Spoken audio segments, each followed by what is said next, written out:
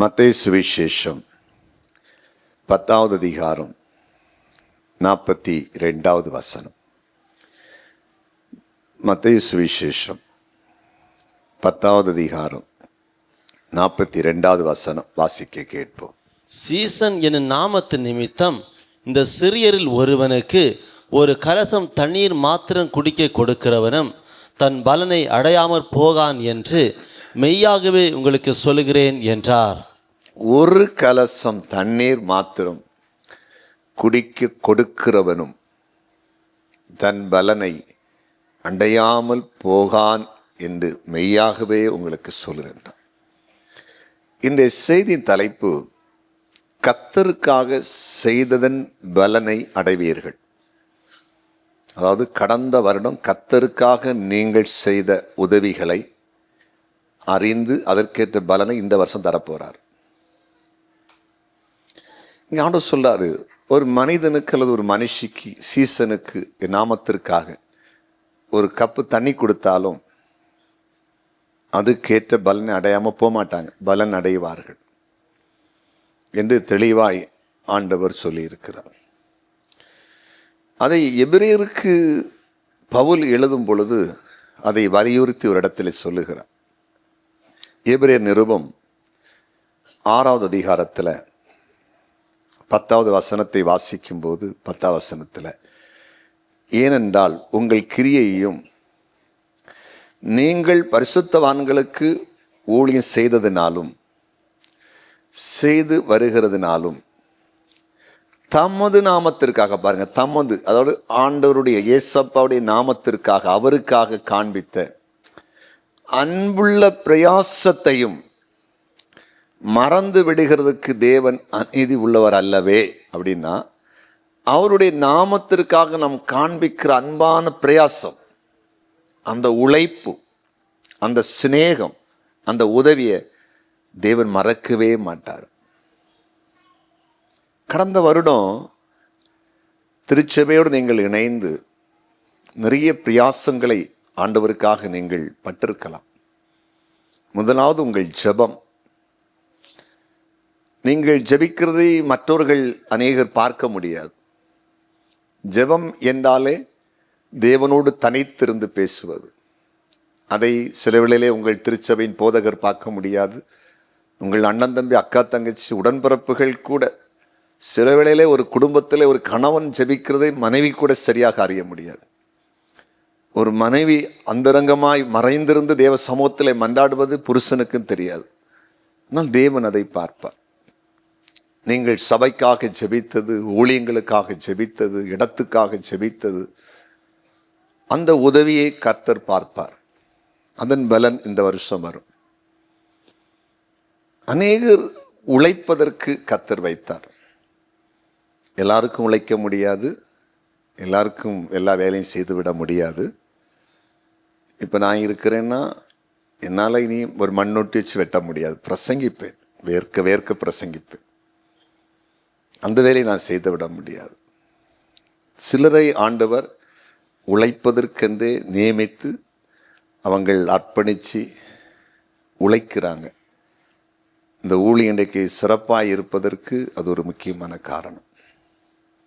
எல்லாவற்றுக்கும் நாம் கூலி கொடுத்து செய்ய வேண்டும் என்றால் அது சாத்தியமாகி கிடாது. அதற்கு மேலே ஆண்டவருக்கு கொடுக்கிற காணிக்கைகள், தசம பாகங்கள், காணிக்கைகள், இது எல்லாவற்றையும் கர்த்தர் பார்த்து அதுக்கேற்ற பலனை கொண்டு வருகிறார். ஆண்டவர் நம்முடைய கண்ணீரை கூட துருத்தியில் வச்சிருக்கார். அவர் கணக்கில் இருக்குது. நம்ம சில நேரத்தில் சஞ்சலத்தினால், வேதனையினால் தாங்க முடியாமல் அழுகிறோமே, அந்த கண்ணீரை அளந்து அளவில் வச்சிருக்காராம். அவ்வளவு பெரிய ஒரு தேவன் அவர். நம்ம செய்கிறதுக்கு ஏற்ற பலனை நமக்கு தருவதற்கு எல்லா கணக்கையும் அவர் தன்னுடைய கணக்கில் வைத்திருக்கிறவர். ஆண்டவர் தெளிவாக இந்த வசனத்தை கொண்டு சொல்லும்போது சொன்னார், கடந்த 2025 இந்த கர்த்தர் அதிசயங்களை செய்கிறார். சபைக்கு, ஊழியத்துக்கு யாரெல்லாம் பிரயாசப்பட்டாங்களோ, யாரெல்லாம் உழைத்தாங்களோ, யாரெல்லாம் தசமம் கொடுத்தாங்களோ, யாரெல்லாம் காணி கொடுத்தாங்களோ, அவங்களுக்கு இந்த வருஷம் அந்த உதவிக்கு ஏற்ற பலனை அவங்க நான் சுதந்திரிக்கத்தக்கதை அவங்களுக்கு கொடுப்பேன்னு சொல்லியிருக்கிறார். கைகளை தட்டி அலையிலே சொல்லுங்களேன், கர்த்தர் தருவார். வேதத்தில் சில இடங்கள் சில உதவிகளை செய்தார்கள், அதற்கேற்ற பலனை அவர்கள் பெற்றார்கள். அதை உங்களை சுட்டி காட்ட போகிறேன். முதல்ல மோசே ஒரு பெரிய உதவியை ஒரு இடத்துல செய்தார், அதன் பலனை அவர் அனுபவித்தார். யாத்திரம் புஸ்தகத்தில் 2வது அதிகாரம், யாத்திரம் 2வது அதிகாரம் 15 21 வசனங்கள், 15-21 வசனங்கள். பார்வோன் அந்த காரியத்தை கேள்விப்பட்ட போது மோசையை கொலை செய்ய வகை தேடினான். மோசே பார்வோனிடத்திலிருந்து தப்பியோடி மீதியான் தேசத்தில் போய் தங்கி ஒரு துறவண்டையிலே உட்கார்ந்திருந்தான், ஒரு நீருற்றண்டையில் உட்கார்ந்திருந்தான். மீதியான் தேசத்து ஆசாரியனுக்கு 7 குமாரத்திகள் இருந்தார்கள். அவர்கள் தங்கள் தகப்பனுடைய ஆடுகளுக்கு தண்ணீர் காட்டும்படிக்கு அங்கே வந்து தண்ணீர் மொண்டு தொட்டிகளை நிரப்பினார்கள். அப்பொழுது மேய்ப்பர்கள் வந்து அவர்களை துரத்தினார்கள். மோசே எழுந்திருந்து அவர்களுக்கு துணை நின்று அவர்களுடைய ஆடுகளுக்கு தண்ணீர் காட்டினான். பாருங்க, மோசே செய்த உதவியை பாருங்க. எகிப்தில் மோசே இருக்கிறாரு, அரண்மனையில் வளர்றாரு. நீதி நியாயம்னு அவர் விட மாட்டார், அது அவருடைய இயற்கை சுபாவம்.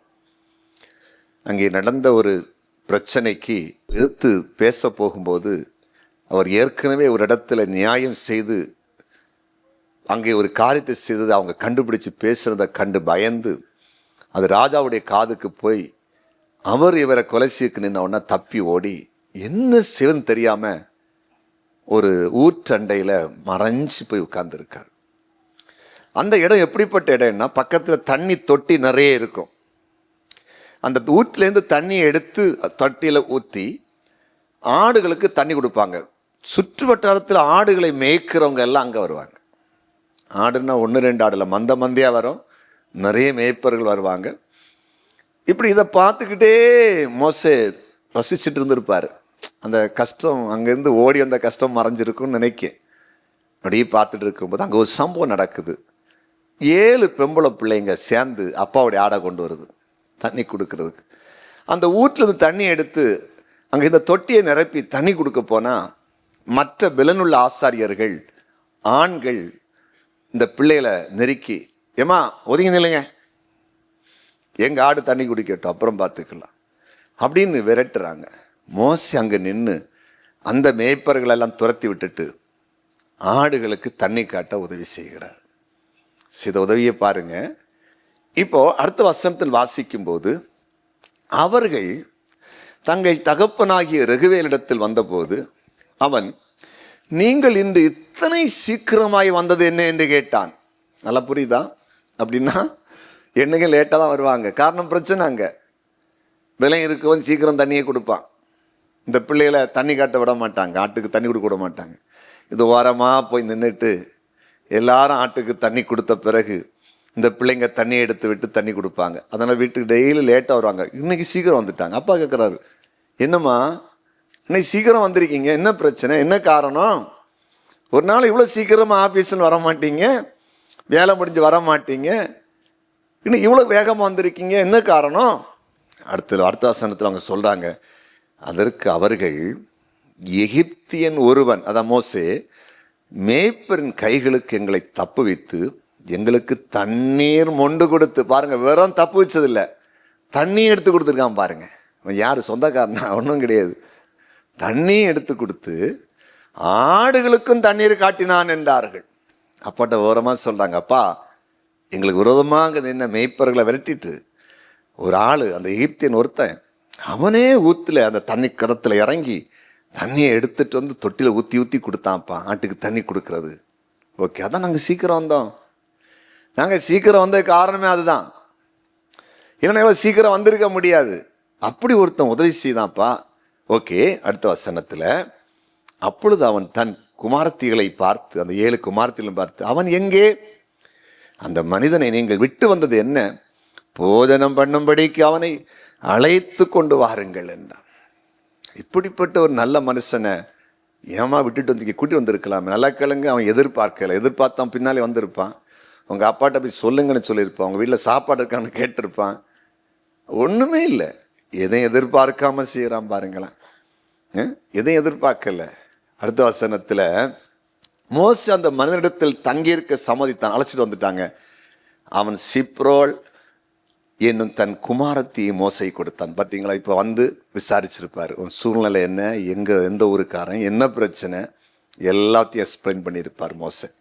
நான் இப்படி அரண்மனையில் வளர்க்கப்பட்டேன், இப்படி நீதிக்கு நியாயத்து நின்று, ஆனால் சூழ்நிலை இப்படி அப்படி. அப்போ நீ எங்கே இருப்ப? நான் ஆசாரியன், ஊழியமும் செய்கிறேன், நான் ஒரு ஜனங்களுக்கு நன்மை செய்கிற இதில் இருக்கிறேன், எனக்கு ஆடுகளும் இருக்குது, நீ ஆடுகளை மேய்த்துக்கொள், உனக்கு சம்பளம் கொடுக்குறேன், 7 பிள்ளையில் உனக்கு ஒரு பிள்ளை கல்யாணம் பண்ணி கொடுக்குறேன். பார்த்தீங்களா? ஆனால் யாக்கோபு மாமன் விட்டு போனோடனே ராகேலை பார்த்துட்டான். இங்கே இவன் 7 பிள்ளைந்தவன் ஒரு பிள்ளையும் பார்க்கல. சுயநலவாதி இல்லை இவன். நல்லா புரிஞ்சுடுங்க, எதையும் எதிர்பார்க்காம செய்கிறான். ஆனால் இவனுக்கு எதிர்பார்க்காம ஆசிரம் வருது. யாக்கோபு கண்ணை அவன் பார்த்து ஆசைப்பட்டான். அதுக்கு பரிகாரமாக லேயால முதல்ல மாமன் கொடுத்துட்டான். சரி, அவளை நீ கல்யாணம் பண்ணுன்னு சொல்லி பிடிக்காத ஒன்றை கல்யாணம் பண்ணி கொடுத்துட்டான். அதில் ரொம்ப உபத்திரமாக அனுபவிச்சான், யாக்கோபு அனுபவிச்சார். இங்கே அப்படி இல்லை, எதையும் எதிர்பார்க்கும். இதுதான் அந்த உதவி. நம்ம சிலர் வந்து உதவி பண்ணும்போது ஒன்று எதிர்பார்த்து பண்ணுவாங்க, சிலர் எதுவும் எதிர்பார்க்க மாட்டோம். அந்த வரட்டு போனால் போட்டு.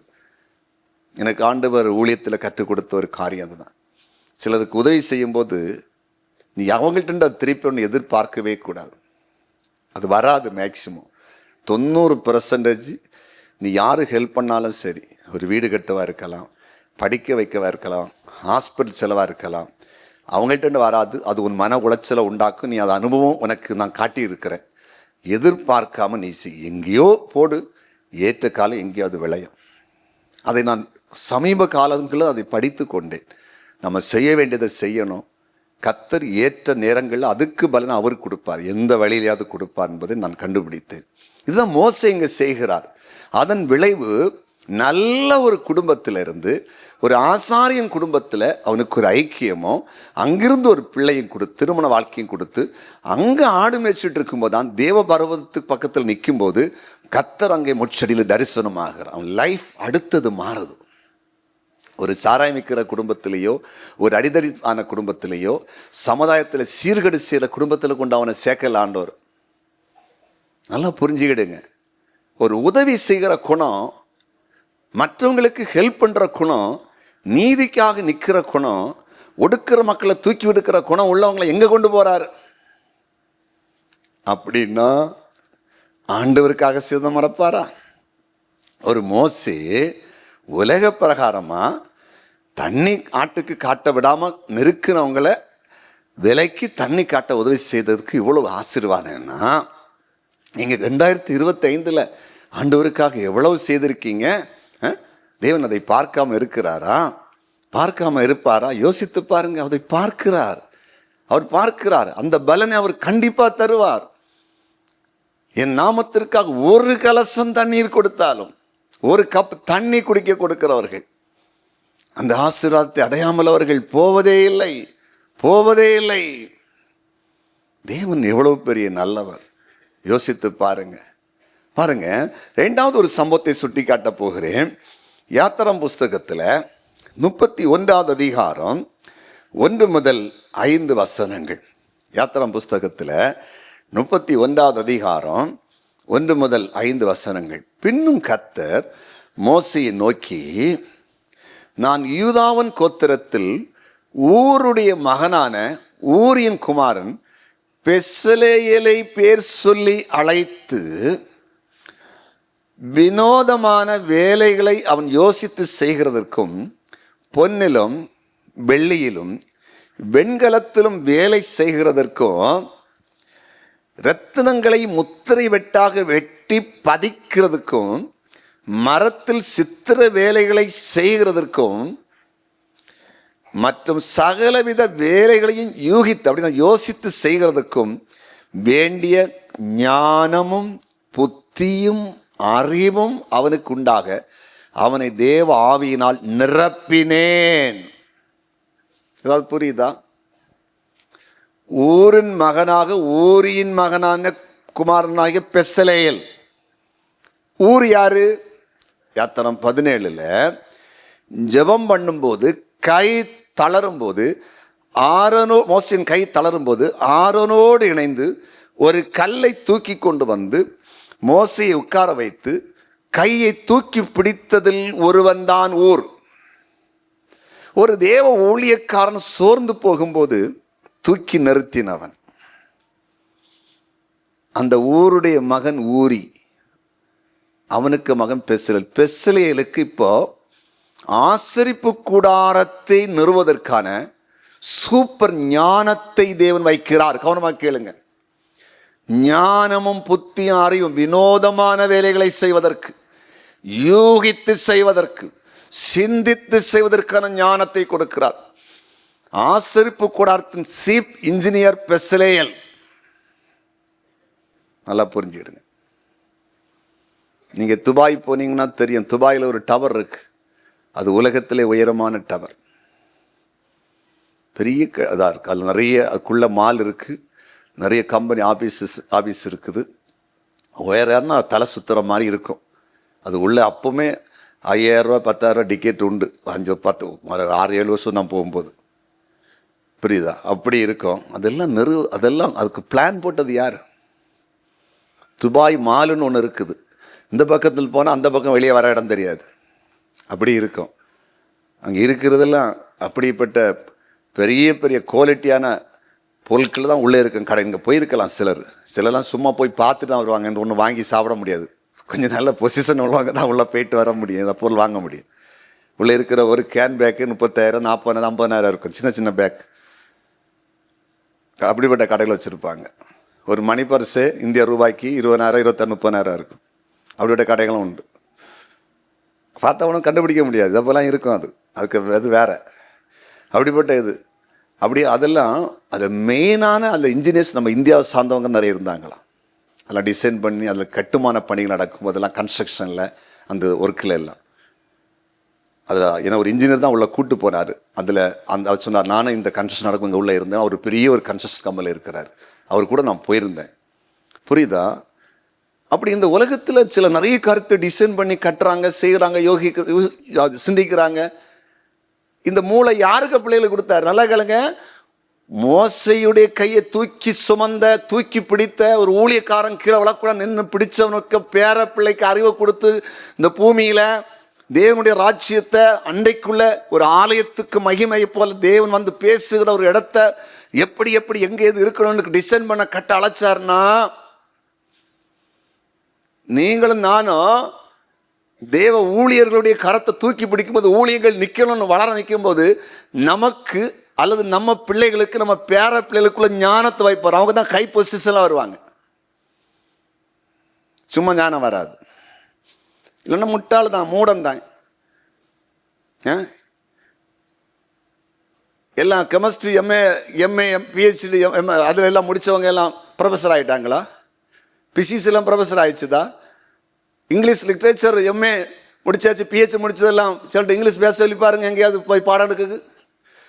இப்போ இன்டர்நேஷனல் படிக்க பிள்ளை கேட்குற கேள்விக்கு பேசாமல் வாய முடிட்டு இருக்கும். ஆனால் அவங்களுக்கு டேலண்ட் கற்றுக் கொடுக்கணும்.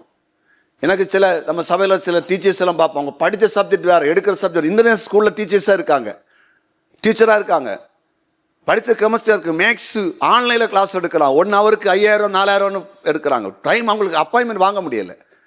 மாதம் 5 லட்சம் 10 லட்சம் சம்பாதிக்கிறாங்க. படித்த சப்ஜெக்டே வேற. அவ்வளோ டேலண்ட்டு படித்ததில் கூட கிடையாது. அதுக்கப்புறம் ஞானம் கொடுத்துருக்காரு தெய்வம். கர்த்தர் ஊற்றணும் ஞானத்தை. நம்ம திருச்சபை இன்னும் வளரணும், பெருகணும். அதுக்கு என்ன செய்யணும்? நம்ம நல்லது செய்தால் நம்ம பிள்ளைகளுக்கு வைப்பார் மூளை, புத்தி, அறிவு, ஞானம். பணம் பொருளாக ஞானம் புத்தி இருந்தால் தான் வரும். ஞானம் புத்தி இருந்தால் வர பணமும் நிற்கும். அறிவில்லாதவனுக்கு சம்பாதிச்சு வச்சாலும் அழிப்பானே, முட்டால் அழிச்சிருவானே. உங்கள் பிள்ளைகளுக்கு பணம் வேணும், பொருள் அலையாதீங்க. பிள்ளைகளுக்கு ஞானம் உண்டாகணும். கர்த்தருக்கு ஞானம் எங்கிட்டு வருது? நம்ம ஆண்டவர்கிட்ட நிற்கிறதுல இருக்குது. நம்ம பிள்ளைகளை வைக்கிற ஞானம் அறிவும் தன்னாலே. ஏன்னா அவர் தான் ஞானத்தின் ஊற்று. அவர் சொல்ல, நானே ஞானன்னு சொல்லிருக்காரு. நானே புத்தி, நானே அறிவு. அவர்கிட்ட அறிவு கடந்து வருமா? பைபிள் இருக்கு வசனம். நான் சொல்கிறேன், போன வருஷம் கர்த்தருடைய ராஜ்யத்துக்காக தோள் கொடுத்த, கை கொடுத்த, தூக்கி நிறுத்தின, ஜெபித்த, கொடுத்த, உழைத்த உங்களை விட்டுருவாரா? விடவே மாட்டான். நல்லா கேளுங்க, சாபம் என்பது 4 தலைமுறை தான். பிதாக்கள் சில அக்கிரமத்தை 3-4 தலைமுறை விசாரிக்கிறார். ஆனால் 4 தலைமுறை கரெக்டாக விசாரிச்சா குடும்பம் அழிஞ்சிரும். ஆனால் இறக்கம் 1000 தலைமுறை. ஒரு மனிதன் செய்கிற நன்மைக்கு 1000 தலைமுறை இறக்கம் காட்டுவாங்களா? 4-1000 கம்பேர் பண்ணி பாருங்க, எவ்வளோ கிருபை உள்ள தேவன். நம்ம செய்கிற நன்மையை 1000 தலைமுறை அப்படி தொடர வைப்பார். ஒன்றை புரிந்து கொள்ளுங்க, நம்ம சந்ததியில் ஆசீர்வாதமாக இருக்கணும். அதுதான் பிளஸ்ஸிங், அதுதான் ஆசீர்வாதம். நம்ம பிள்ளைங்க கர்த்தருக்குள்ள கீழ்ப்படுகிறதும், கர்த்தருக்குள்ள நடத்தப்படுகிறதும், ஞானவான்களா ஃபேமிலியை நடத்துறது. கல்யாணம் பண்ணி வச்சாலும் இல்லை, நம்ம தான் போய் நின்று அடி வாங்கணும். இல்லைன்னா கல்யாணம் பேசி வச்சுட்டாரா நான் சும்மா இருந்திருப்பேன், நீங்கள் தானே கல்யாணம் வச்சுன்னு பிரச்சனை வரும். பையன் பொண்ணும் பிரச்சனை வரும். நான் சொன்னேன் அப்போமே கல்யாணம் வேண்டான்னு. உலகத்தில் எல்லாத்தையும் பார்த்து, டிவியில எல்லாம் பார்த்துட்டேன், யூடியூப்ல பார்த்துட்டேன். நீங்கள் தானே வற்புறுத்துறீங்க. எவ்வளோ ப்ராப்ளம். நம்ம ஆண்டவருக்குள்ளே நடந்த நான் பிள்ளைகளை கத்த நடத்தினார்னா பிள்ளைகளெல்லாம் சால்வ் பண்ணுவாங்க. அவங்களுக்கு அந்த ஞானத்தை கொடுப்பார். ஃபேமிலிகிட்ட கணவன் மனைவிக்குள்ளே எப்படி நடந்து கொள்ளணும், பிரச்சனை எப்படி அதை பேசணும், எப்படி அதை தாண்டி போகணும், எல்லாரையும் கொடுப்பாரு. வேலை செய்கிற இடத்துல இருக்கிற பிரச்சனை எப்படி சமாளிப்பது, தொழில் வருகிற பிரச்சனை எப்படி சமாளிப்பது, எல்லாத்தையும் கொடுத்து அந்த பிள்ளைகள்னால் நமக்கு ஸ்ட்ரெஸ்ஸே இருக்காதுங்க. கர்த்தர் உங்களுக்கு பிள்ளைகளை கொடுத்திருந்தார்னா அந்த பிள்ளைகளால் உங்களுக்கு ஸ்ட்ரெஸ் இல்லைன்னு வச்சுருங்களா, நீங்கள் பாக்கியவான்கள். நீங்கள் நல்ல ஆரோக்கியமாக இருப்பீங்க, நல்ல பலசாலியாக இருப்பீங்க, ஹாப்பியாக இருப்பீங்க. உங்கள் பிள்ளைகளால் உங்களுக்கு ஸ்ட்ரெஸ் உண்டாச்சுன்னா நீங்கள் சீக்கிரம் ஒடுங்கி போயிருங்க. ஒரு மனிதனுடைய கவலை அவன் இருதயத்தை ஒடுக்குன்னு பைபிள் சொல்லுகிறது. நிறைய பேரண்ட்ஸு, நிறைய பெற்றோர்கள் பிள்ளைகள் வாழ்க்கையில் கீழ்ப்படியாமை மட்டுமல்ல, உங்கள் ஃபேமிலியில் உண்டாகிற திருமணத்துக்கு பிறகு உண்டாகிற பிரச்சனைகள், பணப்பிரச்சனை, அதாவது பாவத்தின் அடிமைத்தனங்கள், எல்லாத்து நிமித்தம் ஒடுங்கி மாதிரி சொல்லுவாங்க, பெட்டி பாம்புன்னு சொல்லுவாங்க. அவன் அப்படி தலை குனிச்சிட்டாங்க, எழும்ப முடியலை. அதுக்கு காரணம் என்னன்னா, பெற்றோர்களும் கர்த்தரை தேட வேண்டிய காலத்தில் சரியாய் தேடவில்லை. ஏண்டா இந்த கர்த்தருக்குள்ள சில திடீர்னு வருவாங்க, செய்தி போட்டு வசனம் கேட்டு வந்த உடனே அவர் மனைவியை பிடிச்சி இழுப்பார், சர்ச்சைக்கு வாடு கொண்டு வருவார், பிள்ளைகளை பிடிச்சி இழுப்பார். ஒன்றும் வராது, ஒன்றுன்னா வரும். ஏன்னா சொல்லுவாங்க, கூப்பிட்டு ஒரு வாரம் இல்லை, நாங்கள் இப்போ போய் நீர் வரவு கத்துருவார் சாட்சி. இன்னுங்க உமக்கு உபதேசம் நான் பண்ணியிருக்கேன், எவ்வளோ செய்தி கேட்டுங்க, இப்போ தான் இழுக்கப்பட்டிருக்கு. இந்த 40-45 வயசில் உமக்கே வருகுள்ள லேட்டாச்சுன்னா இதோ எப்படி வரும், கொஞ்சம் பிரயாசப்படும், பொறுமையாயிரும், ஒன்றுன்னா வரும். சரி, விஷயம் சரிதானே. இவங்க அந்த ஸ்பீடில் உடனே நீங்கள் வாங்க பைபிள் படிங்க, ஜோம் பண்ண. போன வாரம் கூட ஒரு பிரதர், இப்போ தான் ஞானசனம் எடுத்தார். ரொம்ப ஒரு மாதிரிலாம் இருந்த ஆள். மனைவி வந்துச்சு, பையன் வந்துட்டான், பொண்ணு வரலை. போனாலும் வந்து சொல்லியாரு, பையன் கையில் வச்சுட்டு சொன்னால் கேட்க மாட்டேன். வர பிள்ளை வரணும், என்ன அதை தட்டி விட்டு சொன்னேன், வருவா நீர் வருவுக்கு எவ்வளோ நாள் ஆச்சு, பிள்ளைய போட்டு மிரட்டிடப்படாது. ஆமாம், இதையா அன்பா கொண்டு வரோம், ஐஸ்கிரீம் வாங்கி தரலாம், மிட்டாய் வாங்கி தரலாம், கொஞ்சம் பூ வாங்கி தரேன், பிள்ளை தானே வந்துடும். உங்களுக்கு புரியுதா? நம்ம நடக்க பிள்ளைகளுக்கு அதை நான் சொல்ல வரேன். பெற்றோர்களுடைய வாழ்வு, பெற்றோர்களுடைய ஊழியத்தில் ஈடுபடுதல், பெற்றோர்கள் கர்த்தருக்கு கொடுப்பது, பெற்றோருடைய பரிசுத்தம், பெற்றோருடைய உண்மை, பெற்றோர்கள் சபை வளர்வதற்கு நிற்கிற அந்த தன்மை, பெற்றோர்கள் தீமை செய்யாத இடத்தில் இல்லாமல் இருப்பது, மற்றவர்களுக்கு துரோகம் என்ற இடத்துல இல்லாமல் இருப்பது, மற்றவர்களை குறை சொல்லுற இடத்துல இல்லாமல் இருப்பது, இதெல்லாம் இருக்கும்போது நம்முடைய சந்ததிகளுடைய லெவலே வேற. ஒரு கல்லை கொண்டு வச்சுட்டு கையை தூக்கி பிடிச்சார், அதுக்கு பலன் சூப்பர் ஆளா மாறான் பேரன். பைபிள் எழுதிட்டார்ல, ஊரின் மகனான ஊரியின் புத்திரனான குமாரனான பெசலேயன் எழுதிச்சார். இது இப்படி எழுதணுமா பைபிளில்? ஏன் எழுதினார்? அழகாக எழுதி வைக்கிறாரு. இயேசு கிறிஸ்துவின் வம்ச வரலாறு எழுதும்போது தாவீதுக்கு அங்கன்னு கொண்டு வருவார் ஆண்டவர், ஈசாயிலிருந்து கொண்டு வந்து அப்படி கொண்டு வருவார். ஏன் அது முன்ன வருஷப்படுத்துறாரு?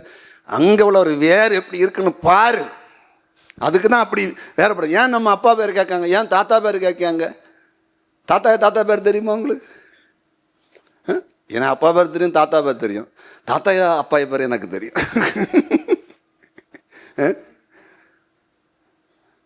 எவ்வளோதான், அதுக்கப்புறம் முன்னால் அவ்வளோ தெரியாது. அது தெரியும். அந்த வேர் எங்கிட்டு வருது, அது எங்கிட்டு அந்த வேர்லாம் ஒரு வேரில் ஒரு கிளை முளைக்கும் பாருங்க. அதனால நீங்க சோர்ந்து போகக்கூடாது. சில காரியம் நம்ம வாழ்க்கையில வரும், சில நம்ம பிள்ளைகள் காலத்தில் வரும், சில பிள்ளைகளுக்கு பிள்ளை காலத்தில் வரும். ஒரு சகோதரர் அரசாங்க ஊழியராக இருந்தார், கவர்மெண்ட் எம்ப்ளாய், நல்ல ஒரு கைப்பொசிஷன் இருந்தார். அப்போது அவருக்கு பெரிய பணக்காரான ஆசை. இது ஒரு 15-18 வருஷம் நடந்த சம்பவங்கள். அடிக்கடி லீவ் போட்டுட்டு அந்த பிஸ்னஸ் இந்த பிஸ்னஸ் நேர்மையான பிஸ்னஸ் கிடையாது, எல்லாம் இல்லீகலான காரியங்கள். அப்படியெல்லாம் அலைஞ்சிட்டு இருப்போம். ஒருத்தோட அப்போ நான் அந்த கவர்மெண்ட்டில் இப்போ தெரியாது, 5 வருஷம் தொடர்ச்சி லீவ் போடலாம். சில லீவ் போட்டு ஃபாரின் போகிறவங்களும் உண்டு. அந்த காலையெல்லாம் ஓரளவுக்கு தான் சேலரி இருக்கும். சிலர் அப்படி ஆசைப்பட்டுலாம் பண்ணியிருப்பாங்க, நான் ஆட்கள்லாம் கேள்விப்பட்டிருக்கேன்.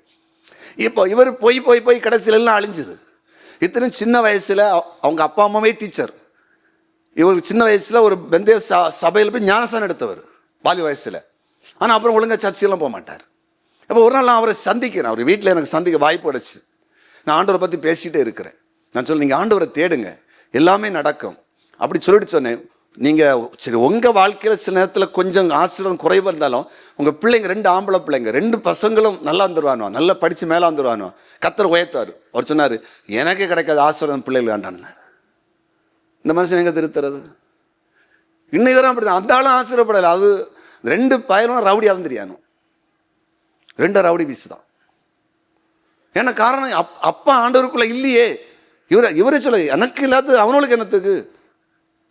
சரி, நான் நல்லா இருக்கல, பிள்ளைகள் நல்லா இருக்குன்னு என்ன வரல பார்த்தீங்களா? நம்ம ஆண்டவரை தேடுவோம், பிள்ளைகளாம் நல்லா ஆகும்.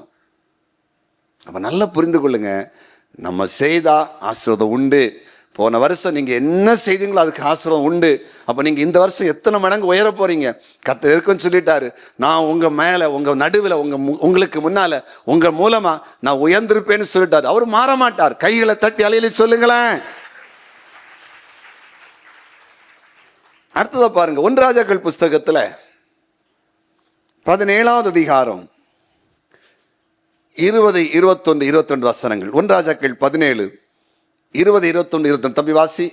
என் தேவனாகிய கர்த்தாவே, நான் தங்கியிருக்க இடம் கொடுத்த. பாருங்க, எலியா ஒரு ஜெபம் பண்றாரு. என் தேவனாகிய கர்த்தாவே, நான் தங்கி இருக்க இடம் கொடுத்த இந்த விதவையின் மகனை சாக பண்ணினதினால், இந்த விதவையின் மகனை சாக பண்ணினதினால் அவளுக்கு துக்கத்தை வருவித்தீரோ என்று, அவளுக்கு துக்கத்தை வருவித்தீரோ என்று கர்த்தரை நோக்கி கூப்பிட்டு அந்த பிள்ளையின் மேல் 3 தரம் குப்புற விழுந்து, அந்த பிள்ளையின் மேல் 3 தரம் குப்புற விழுந்து, என் தேவனாகிய கர்த்தாவே, என் தேவனாகிய கர்த்தாவே, இந்த பிள்ளையின் ஆத்துமா அவனுக்குள் திரும்பி வர பண்ணும் என்று, இந்த பிள்ளையின் ஆத்துமா அவனுக்குள் திரும்பி வர பண்ணும் என்று கர்த்தரை நோக்கி விண்ணப்பம் பண்ணினான். கர்த்தரை நோக்கி விண்ணப்பம் பண்ணினான். கர்த்தர் எலியாவின் சத்தத்தை கேட்டார். கர்த்தர் எலியாவின் சத்தத்தை கேட்டார். பிள்ளையினுடைய ஆத்துமா அவனுள் திரும்பி வந்தது. பிள்ளையினுடைய ஆத்துமா அவனுள் திரும்பி வந்தது.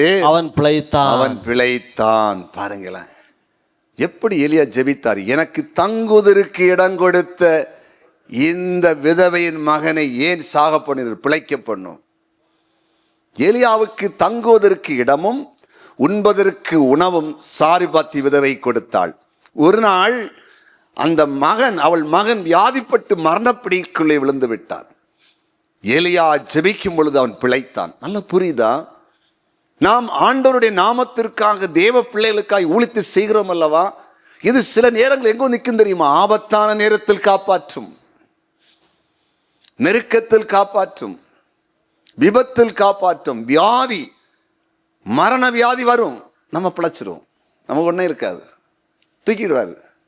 காரணம், உடனே ஆண்டு நினைப்பார், என் பிள்ளைங்க என் ஊழியத்தை தாங்கினவங்க, என்ன நேசிச்சவங்க, ஊழியக்காலில் போசிச்சவங்க, ஊழியக்காலுக்கு இடம் கொடுத்தவங்க, காணிக்கை கொடுத்தவங்க, ஊழியம் வளர்வதற்கு உறுதுணையாக நின்ன குடும்பம், உடனே இறங்குவார். ஆனால் அதே இது நம்மை போல உள்ள பிரச்சனை வியாதி இன்னொருக்கு வந்துருங்க, அவங்க காப்பாற்றப்பட்டிருக்க மாட்டாங்க. ஆபத்து நேரத்தில் காப்பாற்றுவது நம்ம ஆண்டவருடைய நாமத்தை செய்வது. அதான் சொல்லுவாங்க, தர்மம் தலை காக்கன்னு சொல்லுவாங்க இல்ல, தேவன் அறியாதவன்னு சொல்றான், தர்மம் தலை காக்கணும். அப்ப ஆபத்து நேரம் பாருங்க, பிரச்சனை, வியாதி, நெருக்கம், விபத்து, எதிர்ப்பு, சண்டை, வழக்கு வரும். சில நேரத்தில் ஆண்டவர் என்ன செய்வார்? நான் அந்த நேரத்தில் அற்புதம் செய்வார். தானியேல பாருங்க, தானியேல் அந்த பாபிலோன் ராஜ்யத்தில், தேசத்தில், அதாவது நேபுகாத்நேச்சார் காலத்திலும் தரியுடைய ராஜ்ய காலத்திலும் உண்மை உத்தமமா இருக்கிறான், உண்மையா இருக்கிறான் வேலையில. ராஜாவுக்கு அவன் நீதிகேடு செய்ததில்லை. படிச்சு பாருங்க பைபிளை. நீதிகேடு செய்ததே கிடையாது. அவனுக்கு விரோதமாய் பொறாமைப்பட்டு சிங்க கவியில போட்டாங்க. சிங்கத்தை ஆண்டவர் கட்டினாரா இல்லையா? என் பிள்ளையை கொண்டு போடுங்கய்யா, ஒண்ணு கூட அவனை ஒன்றும் செய்ய முடியாது. அவன் சிங்க கவியில கூட ராஜா மாதிரி இருந்துட்டு வருவான், ஒன்றும் சேதப்படுத்த முடியாது. ஆனா அவனை தூக்கி உள்ள போட்டவனை ராஜா தூக்கி போட்ட போது சிங்கம் கதையை முடிச்சிச்சு இல்ல. அதான் தெய்வம், உண்மை உத்தமம். தேவனுக்கு முன்பாக நாம் செய்கிற காரியம், தேவனுக்கு செய்கிற காரியம் நம்மளை காக்கும். கடந்த வருஷம் நீங்க செய்த நன்மையின் ஒரு விளைவு, ஆபத்து, நெருக்கம், போராட்டம் வரும்போது உங்களை காப்பாற்றுவார். தெய்வம் காப்பாற்றுவார். என்னுடைய வாழ்க்கையில ஒரு சில இடங்களுக்கு முன்பாக ஒரு விபத்தை நான் சந்தித்தேன். காரில் போய் கொண்டு இருக்கும்போது ஃப்ரெண்டு டயர் வெடித்து நார்சக்கர் ரோட்டில் 120 கிலோமீட்டர் வேகத்தில் கார் போய் கொண்டிருக்கு. டிவைடரில் ஏறி அடுத்த பக்கம் போயிடுச்சு, ஹைவேல. கொஞ்சம் கற்பனை பண்ணி பாருங்க எவ்வளோ வாகனம் வரும். அந்த டிவைட் ஏறி அப்புறம் போகும்போது 3 டயர் கிடையாது காரில். அதெல்லாம் அடிச்சு, ஏன்னா டிவைட் சென்டரில் 4 கல் கட்டி வச்சிருப்பாங்க, செடி வச்சிருப்பாங்கல்ல, அந்த அடித்து உடச்சு அப்புறம் போயிடுச்சு. அவ்வளோதான். டமா டமான்னு சவுண்ட் மட்டும் கேட்குது. அந்த பக்கம் ஒரு பாலம், அதில் போய் ஒரு 30 அடி 40 அடி இடித்து அங்கே ஒரு 50-60 அடி பள்ளம். அங்கே கார் போகாமல் உரசி இழுத்துட்டு போய் அங்கே நிற்குது. எல்லாம் ஆம்புலன்ஸு அது இதெல்லாம் வந்தாச்சு. வண்டி நிற்குது, டிரைவரை என்ன பார்க்குறான், நான் டிரைவரை பார்க்குறேன், அவ்வளோதான். 2 பேரும் பார்த்துட்டு சிரிச்சிட்டு இருக்கிறோம். வண்டி கிரேன் வச்சு தான் தூக்கி கொண்டு போனாங்க. இன்னோவா கார் கிறிஸ்டா, 40,000 கிலோமீட்டர் தான் ஓடி இருந்த வண்டி, அவ்வளோதான் ஓடி இருந்தது. ஆனால் ஒரு சத்தம் அப்போ கேட்குது. பிசாசு சொல்கிறான், பாரு உன்னை கொல்லான்னு நினச்சேன். மறுபக்கம் ஒரு சத்தம் கேட்குது, உன்னை கொண்டு செய்ய வேண்டிய காரியம் நிறைய இருக்குது, இன்னும் நீ நிறைய பேருக்கு நன்மை செய்ய வேண்டி இருக்குதுன்னு ஒரு சத்தம். கர்த்தருக்கு ஸ்தோத்திரம் பண்ணினேன். காரை விட்டு இறங்கி ஒரு ஃபோன் பண்ண ஒரு இன்ஸ்பெக்டருக்கு ஃபோன் எடுத்தாங்க. இப்போ இந்த இடத்துல நிற்கிறேன், உன்னை ஸ்டேஷன் அவங்க அங்கேருந்து ஃபோன் பண்ணாங்க. இன்னும் போலீஸ் வந்துச்சு, அவங்க ஒரு வண்டி அரேஞ்ச்மெண்ட் பண்ண சொன்ன அரேஞ்ச்மெண்ட் பண்ணாங்க. எல்லாமே அவங்க பார்த்துக்கிட்டாங்க. நான் 20 நிமிஷம் ஒரு ஹோட்டலில் சாப்பிட்டுட்டு இருக்கேன். வண்டி அங்கே கிடக்கு. கார் வந்துச்சு, நானும் டிரைவரும் போய் டிரைவருக்கு சாப்பாடு கொடுத்து சாப்பிட்டேன். எவனை சாப்பிடுவானா? எனக்கு எப்போ அடுத்த ஞாபகம் வருது, அதாவது கப்பல் சேதம் இல்லாமல் உயிர் சேதம் இல்லை. யோபு சொன்ன மாதிரி, எனக்கு ஆண்டவர் ஜீவனையும் தந்தீர், எனக்கு தயவும் பாராட்டினீர். போ, எல்லாம் வரையலாம், சோர்ந்த சித்திரம் வரையலாம், ஸ்தோத்திரம். அவ்வளோதான். கார் அங்கே போச்சு. காரை கொண்டு கம்மலை செக் பண்ணால் சேஸ் எல்லாம் போச்சு. புது வண்டி. இதில் எப்படி பிழைச்சாங்க, என்ன ஆச்சு? அதே போல் அடுத்து புது கார் கொடுத்தாரு 3 மாதத்துக்குள்ளே. ஊழியம் அதுக்கு ஒரு பல மடங்கு வளர்ந்தது. ஆண்டவன் முறுமுறுக்கவே இல்லை. வீட்டுக்கு கூட ஃபோன் அடிக்கலை. வீட்டில் கோயம்புத்தூர் போயிட்டு இருக்கேன் காரில் ஒரு கான்ஃபரன்ஸுக்காக. வீட்டில் சொன்னேன், கார் டயர் பஞ்சர் ஆச்சு, அதனால் போகல, திரும்பி வந்துடுவேன். நான் டயர் அவ்வளோதான், முடிஞ்சு போச்சு. பஞ்சர் இல்லை, டயர் இல்லை, எல்லாம் முடிஞ்சு போச்சு. முடிக்க வேண்டிய காரியம் அசால்ட்டாக எல்லாம் பண்ணி முடிச்சுட்டு வந்தாச்சு. யாருக்கும் இன்ஃபார்ம் பண்ணலை, ஒரு ஆளுக்கு இன்ஃபார்ம் பண்ணலை. என் கூட டிரைவர்கிட்ட ஃபோட்டோ எடுத்து இது பண்ணிவிட்டு ஃபோட்டோ சொல்லி யாருக்கு அனுப்பிடான்னு சொன்னேன். வாட்ஸ்அப்பில் ஒன்றா அது கையில் இருக்கட்ட சொன்னேன். எல்லாம் முடிஞ்சு போச்சு. அதான் கர்த்தர் சுதந்திரம். பாருங்கள், இதுதான். அதெல்லாம் வேற ஒரு ஆளுக்கு வந்து நிற்க முடியாது. அதான் ஆண்டவருக்கு கிருபை. அது கொண்டு அந்த காரை ஒரு இடத்துல கொண்டு விட்டுருக்கு. ஒரு இந்து சகோதரர், பெரிய பிஸ்னஸ் மேன். நான் வந்து உட்கார்ந்துருக்கிறேன், சும்மா வேறு இடத்துல பேசிகிட்டு இருக்கேன். 2-3 ஒரு ஆள் வந்து பேசிகிட்டு இருக்கு, சும்மா அவங்கள்ட்ட வேறு காரியம் பேசி நிற்க. அந்த கார் ஓனர் யார் அப்படின்னு கேட்டாங்க. அது அப்படி தான் நிற்கிறாரு அப்படின்னு சொல்லிச்சு. சார், ஒன்றும் கவலைப்படாதுங்க, இனி ஒன்றுமே உங்களுக்கு வராது, எல்லாம் முடிஞ்சு போச்சு, இது அங்கே போட்டேன் அப்படின்னு சொல்லாரு. வண்டியை பார்த்துக்கிட்டு பாருங்களேன். நான் தான் சொல்லுவேன், இதுதான். வேற ஒரு ஆளுன்னா காரை பிடிச்சிட்டு அழுது இருக்கும். ஆண்டவரே, காரு போச்சே, காரு போச்சு, காரு போச்சு, இது ஆளு போகல. இதுதான் தேவன். இது நம்ம ஆளுள்ள தெரியாது. ஏன் வந்தது, ஏன் காரு உடஞ்சி, இனி கோயிலுக்கு போக மாட்டேன். கார் உடஞ்சது இல்லை, ஆளே போயிருக்கோம். அதான் கர்த்தர் காப்பாத்துற. இந்த வருஷம் நல்லா எழுதி வச்சுடுங்க, எழுதி வச்சுடு. கடந்த வருஷம் எவ்வளோ காப்பாற்றப்பட்டிருக்கு தெரியுமா? தலைக்கு வருது எங்கே போவோம், தலை பாயோடு போவோம். அறிவாளை கொண்டு வருவாங்க, மாறி அங்கேயே வெட்டோம். அப்படிதான் வெட்டுறாங்க. யோசபாத்து விரதமாய் எல்லாம் அறிவாளை கொண்டு வந்தானோ, ஏடிஎம் வில்லம் மாறி மாறி அங்கே வெட்டினானோ. யோசபாத் சும்மா நிற்கிறார், ஒருத்தனை வெட்ட முடியாது. இதுதான் தேவன். அப்ப நல்லா புரிஞ்சிடுங்க. இப்போ மரணக்கட்டு, அந்த விதவை வீட்டில் சாப்பாடு கொடுத்தாள், தங்க இடம் கொடுத்தாள், பிரச்சனை வருது. பிரச்சனை. அவ கூட தெரியாம சொல்றா, என்னுடைய பாவத்தை நினைக்க பண்ணினீரோ, என் அக்கிரமத்தை நினைக்க பண்ணினீரோ, நீர் வந்து என் அக்கிரமத்தை நினைச்சு ஆண்டவர் பிள்ளை செத்து போயிடுச்சோன்னு புலம்புறா. எலியா சொல்றாரு, நீ எனக்கு இடம் கொடுத்தில்லம்மா தங்குறதுக்கு, உன் பிள்ளை எப்படி சாகும்? அந்த வசனத்தை நீங்க அதுக்கு தியானிச்சு பாருங்க. உன் பிள்ளை எப்படி சாகும்? நீ தங்குறதுக்கு இடம் கொடுத்தில்லம்மா. முதல் அடைய எனக்குள்ள கொண்டு வந்தா, நீ வீட்டில் இருந்த எண்ணெய் மாவுல செய்த சாப்பாடை பஞ்சகாலத்தில் ஊழியக்காரனுக்குள்ள கொடுத்த, எப்படி சாகும்? அக்கிரமம் பாவத்தை விடு. நீ அப்படி நினைக்கிற, உன் அக்கிரமம் பாவம் வந்துடுச்சு ஒன்று. நான் இப்போ சொல்றேன், எனக்கு தங்குறதுக்கு இடம் கொடுத்த வீடு, எனக்கு போஷித்த வீடு எப்படி வரும்? எப்படி சாவு வரும்? வர எப்படி நான் விடுவேன்? ஆண்டுகிட்ட கேட்பேன், மன்றாடுவேன், நீ காப்பாற்றப்படுவாய். கடந்த வருஷம் நீங்க ஆண்டவருக்குன்னு செய்த, ஆண்டுடைய பிள்ளைகளுக்கு செய்த, ஊழித்து செய்த ஊழியக்காரசு நன்மைக்கு நிமித்தம் இந்த வருஷம் உங்களை ஒண்ணுமே அசைக்க முடியாது. என்ன மலர்ட்டும், என்ன வந்தாலும் உங்க குடும்பத்தில் ஒரு தலையில் இருக்கிற முடி கூட கிளவலாது. கைகளை தட்டுங்க, அலையில ஒரு மயிர் கூட கிளவலாது. ஏசப்பா உங்களை நடத்துவார். எழுப்பி நிற்போமா, ஆண்டவரை நோக்கி பார்க்க போகிறோம். கர்த்தர் நல்லவர், தேவன் நல்லவர், அவர் பெரியவர். கடந்த 2025 நீங்க ஆண்டவருக்கு செய்த நீங்க மறந்துருக்கலாம், தேவன் மறக்கல. நீங்க கொடுத்த காணிக்கை நீங்களே மறந்துட்டீங்க, நீங்க கொடுத்த தசமத்தை நீங்களே மறந்துட்டீங்க, நீங்க ஜெபித்த ஜெபத்தை நீங்களே மறந்துட்டீங்க, நீங்க உழைத்த உழைப்பை மறந்துட்டீங்க. மறக்காத ஒருவர் இருக்கிறார், இயேசு. நீங்கள் பட்ட பிரயாசத்தை மறக்காத ஒருவர் இருக்கிறார் பிரதர், சிஸ்டர். அவர் உங்களை கைவிடவே மாட்டார். ஒரு பாடலின் 2 அடிகளை பாடிவிட்டு உங்களுக்கு கர்த்தர் 2020 நீங்க செய்ததுக்கு ஏற்ற உதவிக்கேற்ற பலனை தரும்படிக்கு ஜெபித்து உங்களை ஆசீர்வதித்து அனுப்ப போகிறேன். கர்த்தர் பெரிய காரியங்களை செய்வார். ஹல்லேலூயா. நன்றி என்று சொல்லுகிறோம் நாதா, நாவாலே துதிக்கிறோம் நாதா. நன்றி என்று சொல்லுகிறோம் நாதா, நாவாலே துதிக்கிறோம் நாதா. நன்றி இயேசு ராஜா, நன்றி இயேசு ராஜா, நன்றி இயேசு ராஜா, நன்றி இயேசு ராஜா. ஆபத்திலே காத்தீரே நன்றி ராஜா, ஆபத்திலே காத்தீரே நன்றி ராஜா. அதிசயம் செய்தீரே நன்றி ராஜா, அதிசயம் செய்தீரே நன்றி ராஜா. உமக்கு நன்றி என்று சொல்லுகிறோம் நாதா, நாவாலே துதிக்கிறோம் நாதா. உமக்கு நன்றி என்று சொல்லுகிறோம் நாதா, நாவாலே துதிக்கிறோம் நாதா. சோர்ந்து போன நேரமெல்லாம் தூக்கி நீரே, சோர்ந்து போன நேரமெல்லாம் தூக்கி நீரே. சுகம் தந்து இதுவரை தாங்கி நீரே, சுகம் தந்து இதுவரை தாங்கி நீரே. உமக்கு நன்றி என்று சொல்லுகிறோம் நாதா, நாவாலே துதிக்கிறோம் நாதா.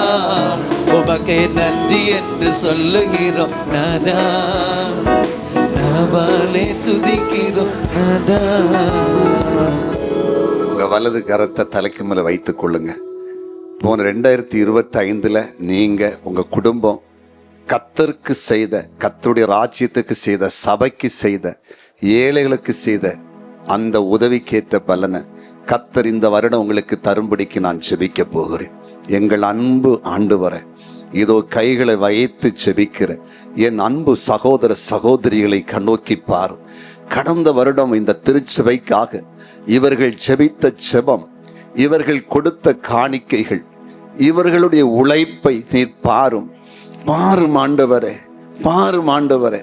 நீங்க சொன்னீங்களே, என் நாமத்துக்காக ஒரு கலசம் தண்ணீர் கொடுத்தாலும் நான் அதுக்கேற்ற பலனை கொடுப்பேன்னு சொன்னீங்களே.